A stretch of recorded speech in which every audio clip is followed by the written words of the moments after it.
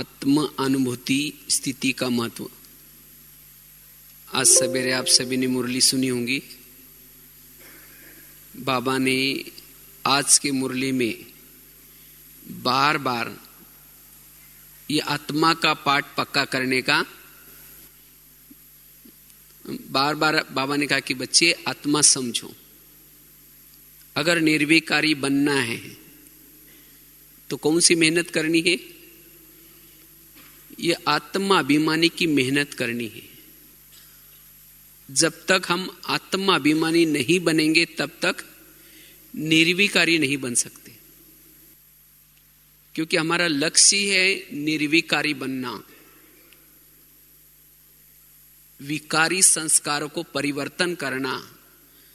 इस सीजन की भी बाबा की लहर चल रही, संस्कार परिवर्तन करो।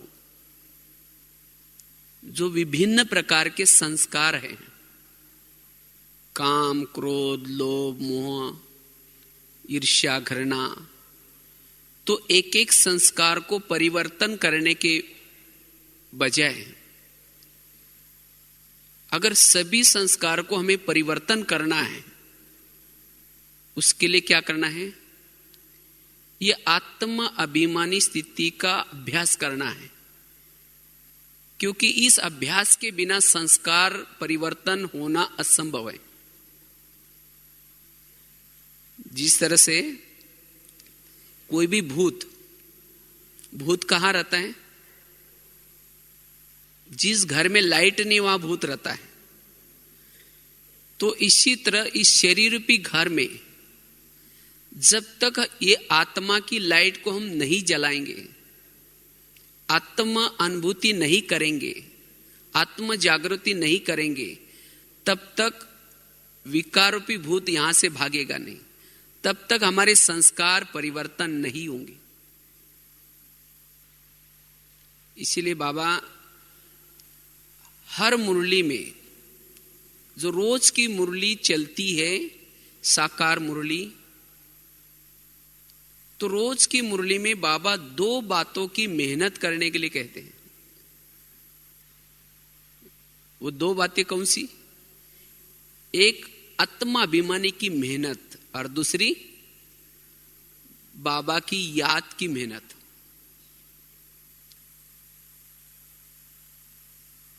जब हम योग लगाने के लिए बैठते हैं, उस समय याद की जब मेहनत करते हैं, कोशिश करके बुद्धि बाबा की तरफ बार बार लगाने की कोशिश करते हैं, तो फिर सारा दिन क्या हो जाएगी? आत्म अभिमानी स्थिति रहेगी।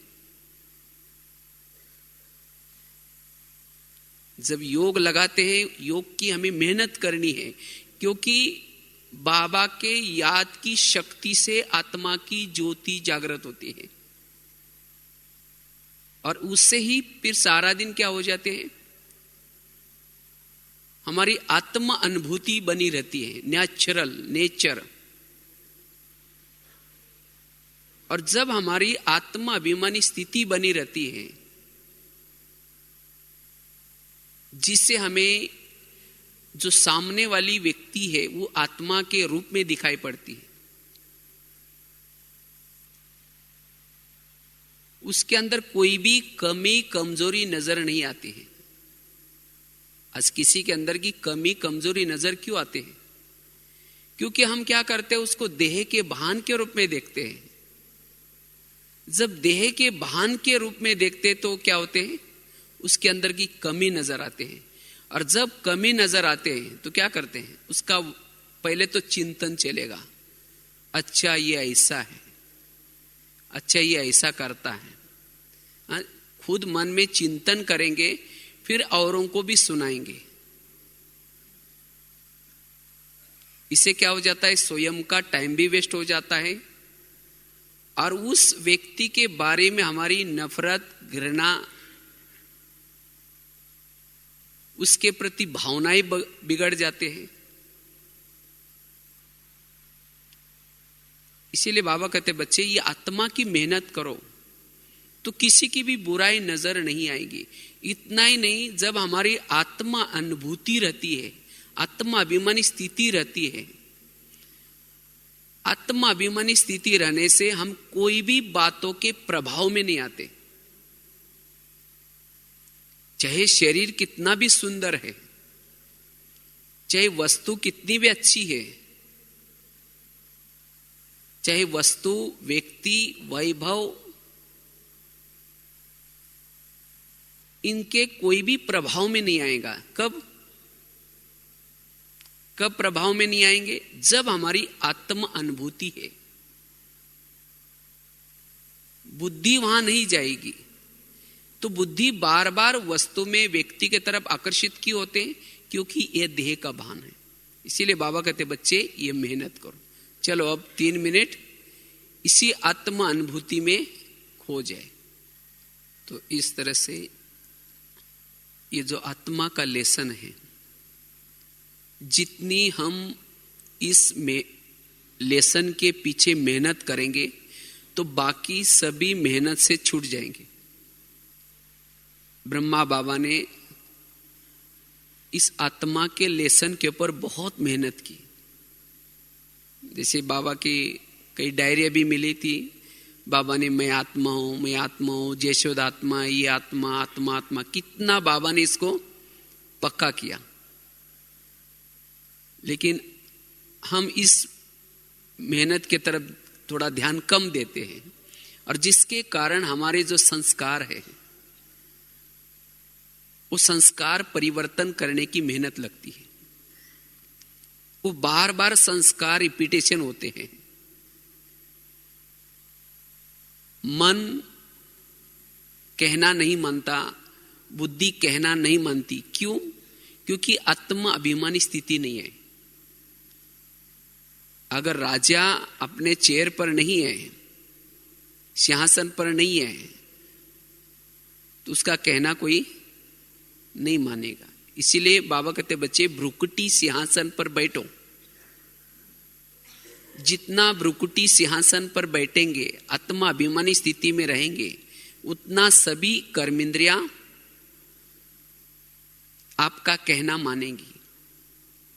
अब होता क्या है, हम स्वयं को भूले हैं। मैं आत्मा हूं, मैं आत्मा इस शरीर का मालिक हूं, मैं आत्मा राजा हूं। ये भूलने के कारण कहते ना, अंधेरी नगरी चौपट राजा, टकेशर बाजी टकेशर खाजा। इस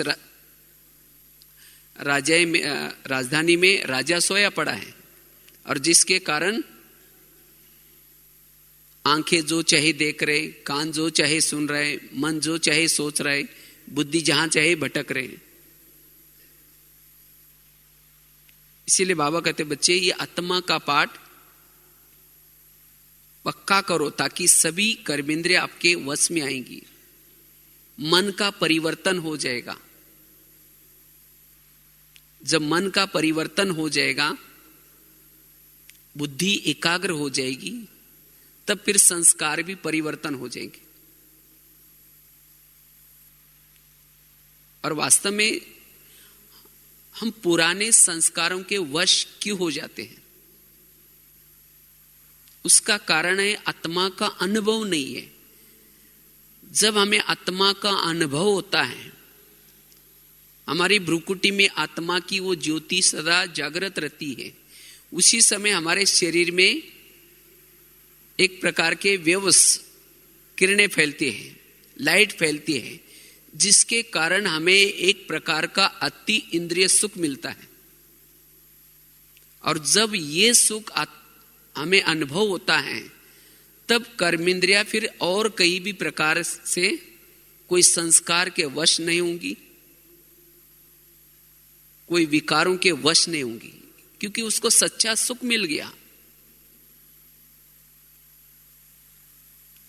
ये अति इंद्रिय सुख, ये अति इंद्रिय सुख अगर अनुभव करना है, उसके लिए हमारी कौन सी स्थिति चाहिए? आत्माभिमानी स्थिति चाहिए। और जब हमारी आत्मा अभिमानी स्थिति नेचुरल रहती है, तो निरंतर अतीन्द्रिय सुख मिलता रहता है। और जब ये अतीन्द्रिय सुख मिल जाता है, तो ना देह का आकर्षण, ना कोई पदार्थक आकर्षण, ऐसी आत्मा तृप्त अनुभव करेगी, स्वयं को तृप्त, संतुष्ट, अंदर से दिल गाएगा जो पाना था सो पा लिया, मुझे कुछ नहीं चाहिए। और यह स्थिति रहने से कोई भी अपमानजनक परिस्थिति में, कोई भी विघ्नों में अचल अडोल रहेगी। क्या हुआ, क्यों हुआ, कैसे हुआ, ये ऐसा कैसे हुआ, ये क्वेश्चन नहीं आएगा जब हमारी आत्मा अभिमानी स्थिति है तब। और जिसकी आत्मा अभिमानी स्थिति बनी रहती है, ऐसी आत्मा विघ्नों में भी सकारात्मक सोचेगी, विघ्नों से भी कुछ सीख करके आगे बढ़ेगी। उसको विघ्न नहीं अनुभव होगा, लेकिन यह आगे बढ़ाने का साधन अनुभव होगा। अर्थात आत्मा अभिमानी स्थिति वाला हर परिस्थिति में सकारात्मक सोचेगा। उसका संपर्क कैसा भी हो, संबंध कैसे भी हो, लेकिन हर आत्मा के साथ वो एडजस्ट होकर के चलेगा। इसीलिए बाबा कहते बच्चे, ये आत्मा अभिमानी स्थिति न होने से हमारे जीवन में विभिन्न प्रकार के विघ्न आते हैं, और ये सभी विघ्नों के पर जीत प्राप्त करने का आधार है ये आत्मा अभिमानी स्थिति।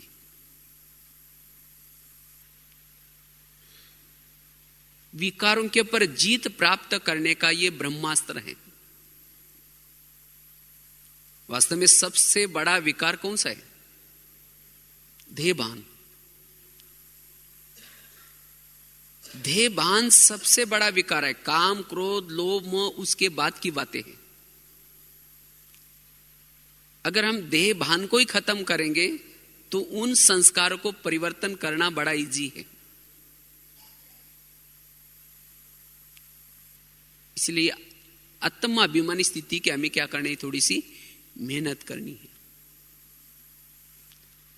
और आत्मा अभिमानी स्थिति में हम जब स्थित रहते हैं, योग में भी हमारी एकाग्रता बनी रहती है।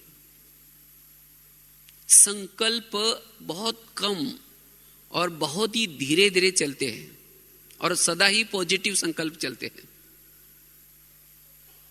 और ऐसी आत्मा की स्थिति देखते हुए भी न देखने की अवस्था बनी रहेगी। जब हमारी आत्मा अभिमानी स्थिति है, देखते हुए भी न देखने की अवस्था, आंखें खुली है, सामने देख रहे, लेकिन देख लिया उसके बाद भूल गए, उसका चिंतन मनन नहीं चलेगा। और ऐसी स्थिति जब हमारी सारा दिन बनी रहती है, इसको ही कहेंगे कर्म योगी। कर्म करते हुए भी इस कर्म का प्रभाव नहीं पड़ता। और उसके बाद ऐसी स्थिति सारा दिन बनी रहने से जब हम शाम के समय या जब भी एकांत में बैठ जाते हैं, तो कर्मों की जो ऊपर नीचे जो बातें हुई है, वो बातें योग के समय डिस्टर्ब नहीं करती। आज कर्मों की बातें योग के समय हमें डिस्टर्ब क्यों करते हैं? क्योंकि कर्म करते समय वो हमारी आत्मा अभिमानी स्थिति नहीं रहती है।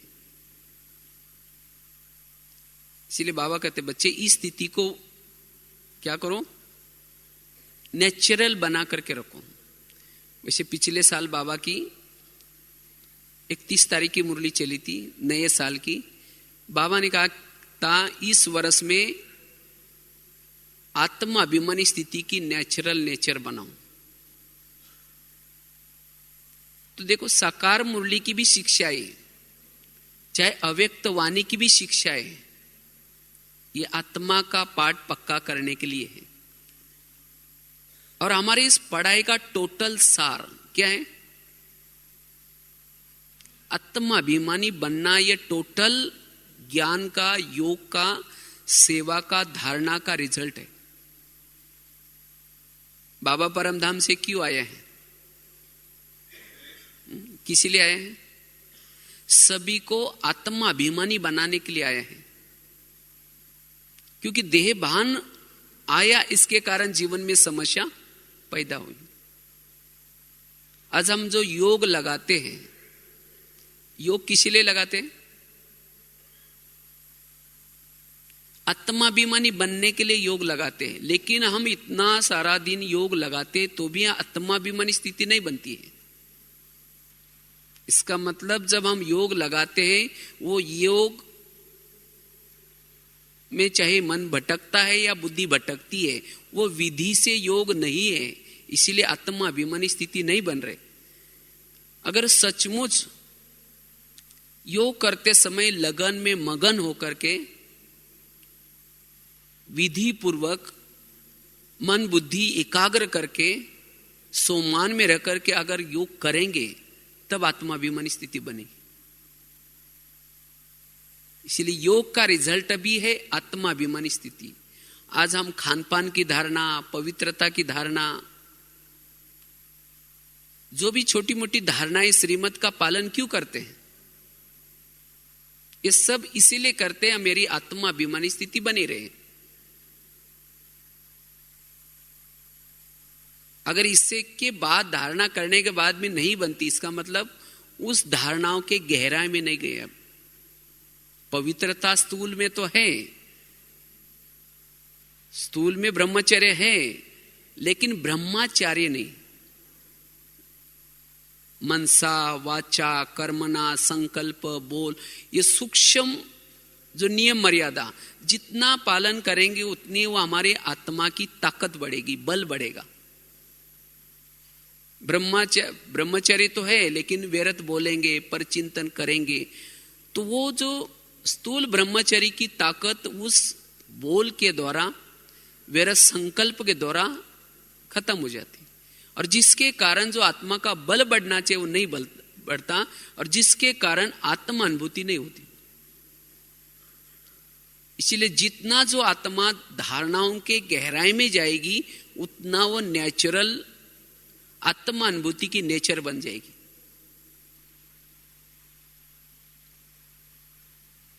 तो धारणा का भी सार क्या है? आत्मा अनुभूति। आज हम सेवाएं करते हैं, सेवा क्यों करते हैं? सेवा से हमें खुशी मिलती है, दुआएं मिलती हैं। ये दुआएं, खुशी, इसे हमारी आत्माभिमानी स्थिति बनती है। लेकिन सेवा करने के बाद फिर भी मेरी आत्माभिमानी स्थिति नहीं बनती। इसका मतलब जरूर उस सेवा में मैंपन है, मेरापन है, टकराव है, तो इसीलिए आत्माभिमानी स्थिति नहीं बन रहे।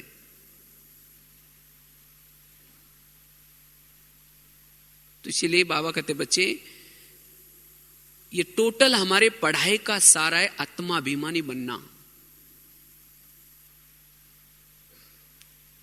और इससे हमारे जो देवी देवता के संस्कार हैं, जो आदि संस्कार हैं, अनादि संस्कार है, वो जागृत हो जाएंगे। आत्माभिमानी स्थिति से ही हमारे आदि अनादि संस्कार जागृत होंगे। इसीलिए बाबा कहते बच्चे, हर पल हर घंटे में चेक करो, मैं आत्मा हूं, इस स्वरूप में मैं हूं, कहीं मैं अपने आप को तो भूला नहीं। कहा जाता है ना, जब खुद को भूल जाते तो खुदा क्या हो जाता है? भूल जाता है। इसीलिए सदा ही खुद की स्मृति रखनी है। और जब हमारी ऐसी आत्मा अभिमानी स्थिति बनी रहती है, तो भाई भाई की दृष्टि, सदा भाई भाई की दृष्टि बनी रहती है। इसीलिए बाबा कहते बच्चे, इसकी मेहनत करो। लेकिन ये आत्मा अनुभूति करने के लिए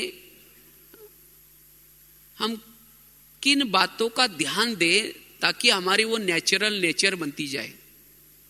आत्मा अभिमानी स्थिति हमारी नेचुरल नेचर बनती जाए, इतना महत्वपूर्ण ये टॉपिक है, इतना महत्वपूर्ण लेसन है, जिसको बार बार बाबा ये कहते हैं। उसके लिए हम क्या करें? तो आत्मा अभिमानी स्थिति को नेचुरल नेचर बनाने के लिए, उसका अनुभव करने के लिए, जितना हम साइलेंस में रहते हैं, साइलेंस के द्वारा आत्मा अनुभूति कर सकते हैं। साइलेंस, साइलेंस का मतलब यह नहीं कि चुप रहना या मुंह का मौन रखना। साइलेंस अर्थात बीती हुई बातों को बींदी। बाबा ने ड्रामा का ज्ञान, कर्मों का ज्ञान, हर आत्मा अपना अपना पार्ट बजाते ये ज्ञान, ये ड्रामा हुबहूब रिपीट होता है ये ज्ञान, ये क्यों दिया है? क्योंकि इस सब ज्ञान के आधार से हमारा मन का साइलेंस हो जाए, कोई भी प्रकार का क्वेश्चन नहीं, ये क्यों हुआ, ये ऐसा क्यों करता है, इसने ऐसा क्यों किया। ये सब कर्मों के आधार से संसार चल रहा है, कोई किसी की गलती नहीं है, सब निर्दोष है। तो जितना हमारा ये ड्रामा का कर्मों का पार्ट पक्का होगा उतना हमारा मन क्या हो जाएगा? साइलेंस हो जाएगा। मन के जो निगेटिव विचार चलते हैं वो बंद हो जाएंगे और उतनी हमारी आत्मा की एनर्जी बढ़ जाएगी, ताकत बढ़ जाएगी, और जिसे हम आत्मा अनुभूति कर सकते हैं। इसीलिए जितना हम साइलेंस में रहेंगे उतना हम आत्मा अनुभूति कर सकेंगे, वो नेचुरल नेचर का अनुभव कर सकेंगे। और जब मन की साइलेंस हो जाएगी तब मुख की साइलेंस भी हो ही जाएगी, और उससे हम आत्मा अनुभूति कर सकते हैं। दूसरी बात है, अगर आत्मा अनुभूति करनी है उसके लिए सोमानों के अभ्यास। मैं आत्मा तो हूं, लेकिन मैं कौन सी आत्मा हूं?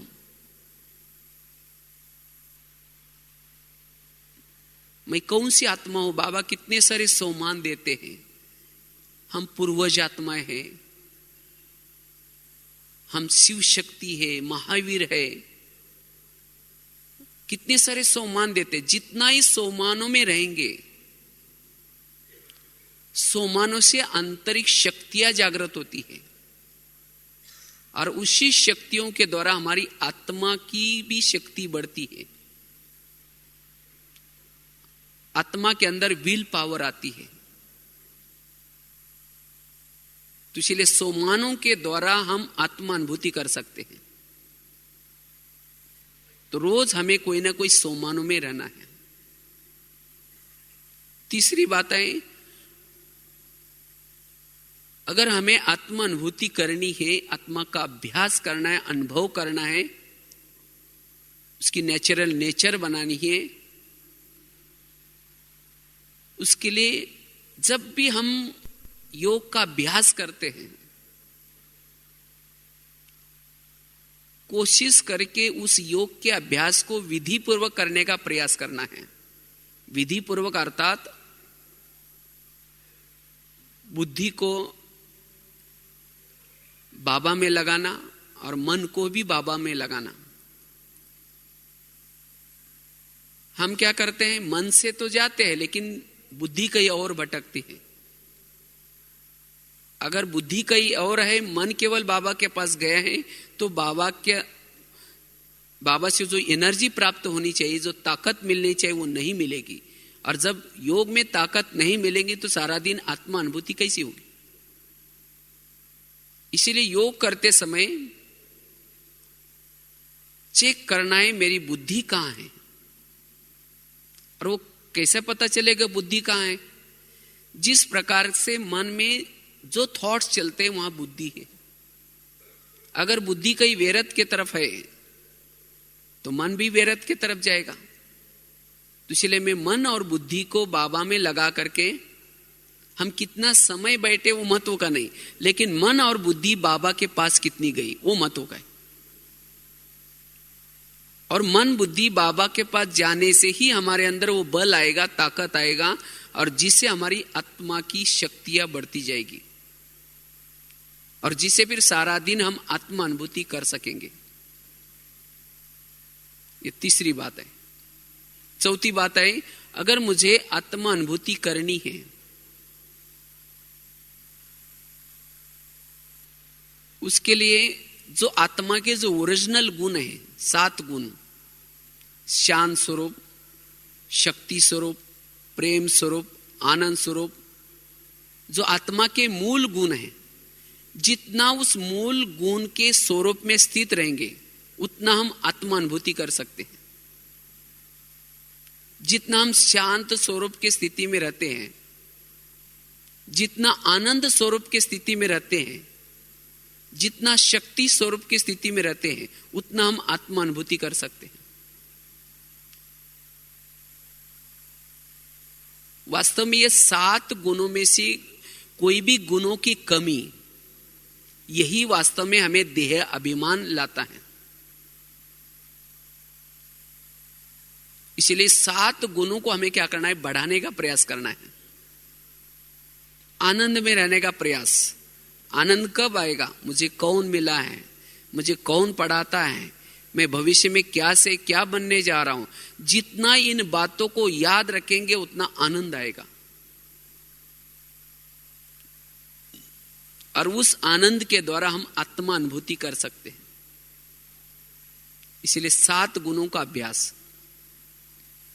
5वीं बात है, अगर आत्मा अनुभूति करनी है,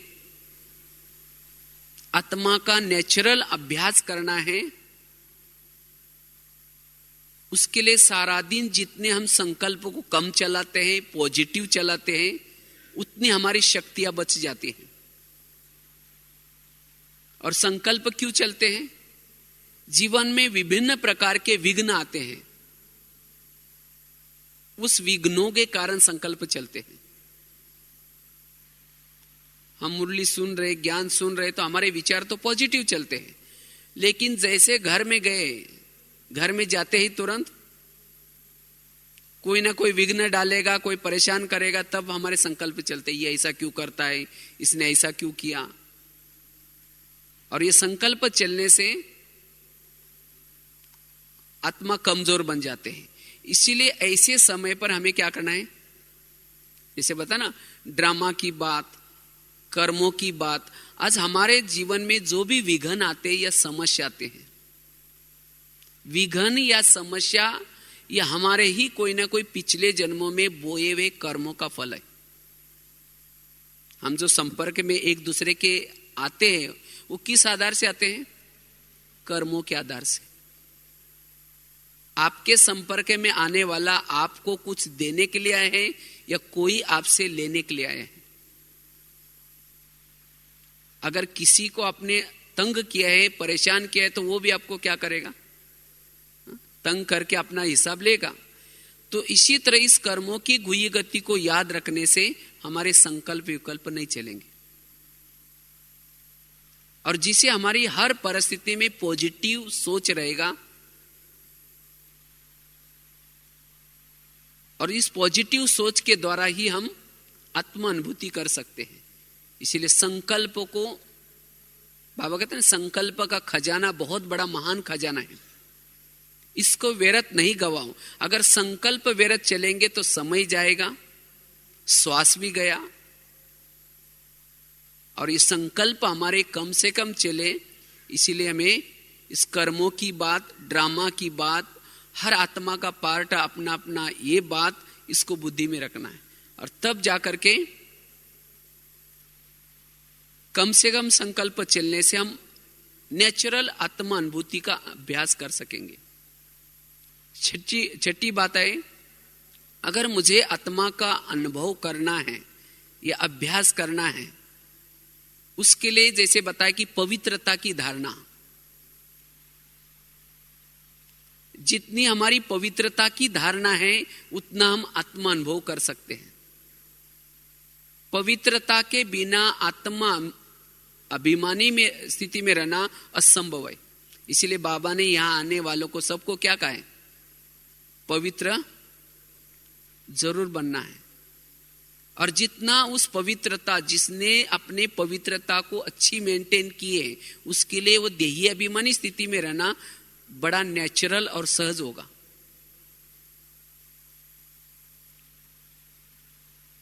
पवित्रता के द्वारा हम आत्मानुभूति कर सकते हैं। इसलिए बाबा कहते बच्चे पवित्रता की पालना करो, संपूर्ण पवित्रता। क्यों? इसकी पवित्रता की क्यों आवश्यकता है? जैसे पहले जमाने में एक चिमनी आती थी, छोटा सा दीवा, उसके अंदर केरोसिन डालते थे, केरोसिन डालने से क्या होता है, उसकी ज्योति जलती रहती। अगर उस चिमनी के अंदर या दीवे के अंदर केरोसिन नहीं है और माचिस लगा, वो जलेगा? उसकी फ्लेम नहीं जलेगी। तो इसी तरह इस शरीर रूपी चिमनी में, शरीर के अंदर भी पवित्रता रूपी केरोसिन, पवित्रता आवश्यक है। पवित्रता के बिना आत्मा का दीपक जलेगा नहीं। इसीलिए जिन्होंने इस पवित्रता की पक्की धारणा की है, इस पवित्रता के ऊपर अटेंशन है, वो सहज आत्मा अनुभूति कर सकता है।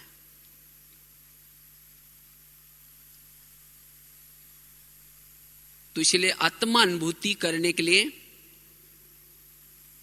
ये पवित्रता की धारणा। उसके बाद 7वीं बात है लास्ट की, अगर पवित्र आत्मा की अनुभूति करनी है, उसके लिए अमृत वेला का योग। जितना हम अमृत वेला अलर्ट होकर के, जागृत होकर के योग का अभ्यास करते, उतनी हमारी सारा दिन क्या रहेगी, आत्माभिमानी स्थिति रहेगी। अगर अमृत वेला ऐसा ही नेमिनाथ बन करके उठ गए, बस झुटका लगाते, ऐसा वैसा किया, अगर अमृत वेला ढीला है तो सारा दिन क्या रहेगा, देह भान रहेगा। और जब देह भान रहेगा तो कई प्रकार के विघ्न आएंगे। दूसरे की कमजोरी दिखाई पड़ेगी, कोई संस्कार टकराएगा, लोगों के भी, दूसरे के भी स्वभाव संस्कार टकराएंगे। तो फिर कहते हैं पता नहीं ज्ञान में तो चलते, मुरली भी रोज सुनते, पता नहीं फिर भी विघ्न आ रहे। तो ये विघ्न क्यों आ रहे? विघ्न तो आते जाएंगे, लेकिन आत्मा अभिमानी स्थिति में रहने से वे विघ्नों का पता भी नहीं चलेगा। क्योंकि आत्मा अभिमानी स्थिति में रहने से हमारी स्थिति ऊंची रहती है, लाइट रहती है। इसीलिए बाबा कहते बच्चे ये मेहनत करो, और उसके लिए 6-7 बातें अगर उसका अनुभव करना है तो उसके लिए बातों के ऊपर हमें क्या करना है, अच्छी तरह अटेंशन रखना है।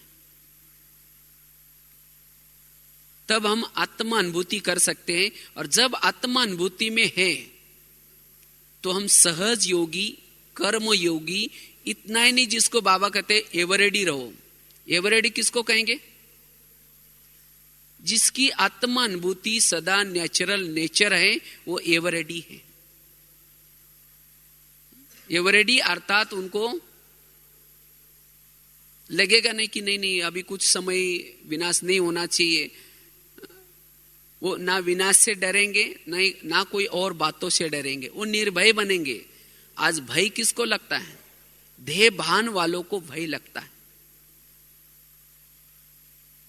इसीलिए अगर हमें एवरेडी बनना है, अपने समय को सफल करना है, कर्मयोगी बनना है, संस्कारों को परिवर्तन करना है, तो यह आत्मा का लेसन हमें क्या करना है, पक्का करना है।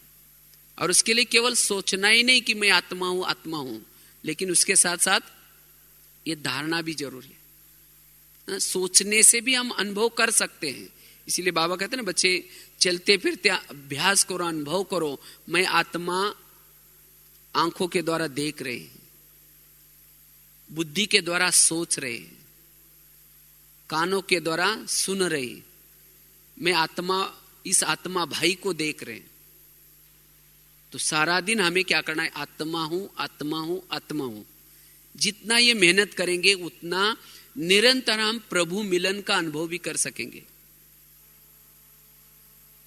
तो अभी बाबा आने वाले हैं, तो हमें क्या करना है, बाबा के मिलन का भी अगर अनुभव करना है, उसके लिए क्या चाहिए, आत्माभिमानी स्थिति चाहिए। अगर आत्माभिमानी स्थिति नहीं है और यहां करके क्लास में बैठेंगे, समझो बाबा मुरली सुना रहे हैं, तो भी वो अनुभव नहीं होगा। एक बार की बात है, मधुबन में ओम शांति भवन में बाबा से मिलने के लिए बैठे थे। तो बाई चांस मुझे जगह मिली थी माताओं के साइड पर। तो गुलजार दादी के तन में बाबा आए थे, आधी मुरली हो चुकी थी। तो एक माता दूसरी माता को कहते, बाबा जी कब आएंगे?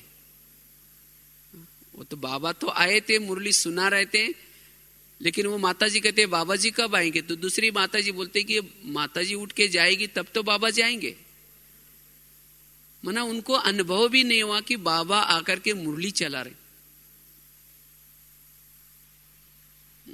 अभी कुछ दिन पहले यहाँ एक वीआईपी आया था, तो वो हम मुरली सुन करके बाहर गए, तो एक वो भाई अपने गाइड को कहता है मुझे तो कुछ पल्ले नहीं पड़ा यार।